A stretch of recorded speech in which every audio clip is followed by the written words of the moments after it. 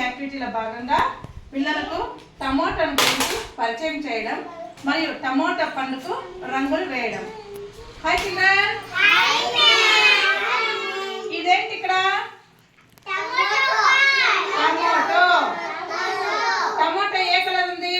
Red colour. తెలుగులో ఏమంటాము? ఎరుపు రంగు.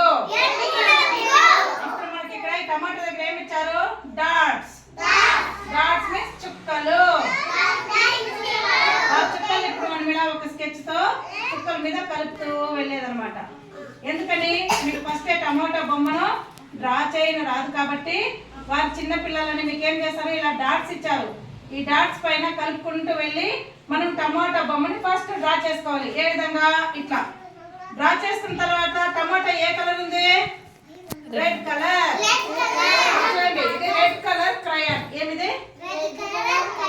ఇప్పుడు ఇక్కడ కలర్ చేస్తున్నాం, రెడ్ కలర్. చూసారా? రెడ్ కలర్ ఇలా చేస్తూ టమాటా పండు మొత్తాన్ని మనము రెడ్ కలర్ తో ఫిల్ చేయాలన్నమాట. ఎందుకని ఇలా టమాటా కలర్ రెడ్ కలర్ తో ఫిల్ చేస్తున్నాం మనము? మీ అందరికి రెడ్ కలర్ ను ఐడెంటిఫై చేసేందుకు వీలవుతుంది కాబట్టి. పిల్లలకు మొదటగా మనము కలర్ ఐడెంటిఫికేషన్ మరియు మన ఇంట్లో ఉన్న వెజిటేబుల్స్ కానీ వేటినైనా తీసుకొని ఫస్ట్ పరిచయం చేయడం వలన పిల్లలు సులభంగా కలర్ ని గుర్తిస్తారు మరియు వారికి శ్రద్ధ ఏకాగ్రత కూడా ఏర్పడుతుంది అన్నమాట. ఇప్పుడు ఇది టమాటో ఏ కలర్ వచ్చింది మనకు? Red colour. ఈ కలర్ ని అందరూ రేపు బుక్ లో మీరందరూ డ్రా చేసుకొని తీసుకురావాలి. పిల్లలకు మొదటగా పిక్చర్ ను పరిచయం చేసి అటు తర్వాత లెటర్ ను పరిచయం చేయడం వలన సులభంగా అర్థం చేసుకుంటారు.